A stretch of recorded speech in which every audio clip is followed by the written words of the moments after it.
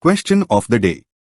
The number of ways of distributing 15 identical balloons, 6 identical pencils and 3 identical erasers among 3 children, such that each child gets at least 4 balloons and 1 pencil, is.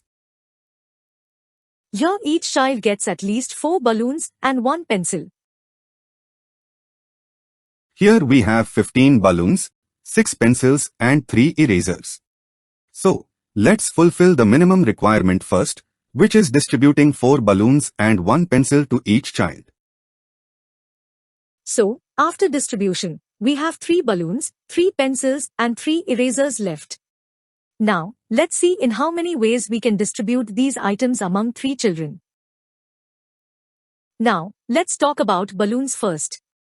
So, we can distribute it as 3 0 0 0 3 0 0 0 3 1 2 0 1 0 2 0 1 2 0 2 1 2 1 0 2 0 1 1 1 1.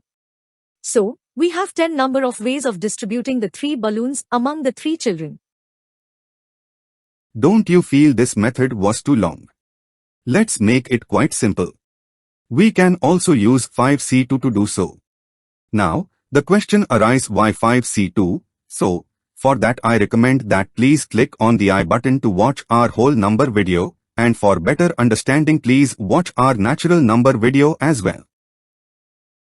By applying the formula of combination, the value of 5C2 is 10. Now, this is the number of ways of balloons only. So, for 3 pencils and 3 erasers we will also apply the same trick.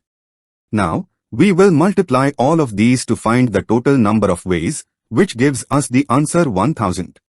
The total number of ways of distributing 15 identical balloons, 6 identical pencils and 3 identical erasers among 3 children is 1000.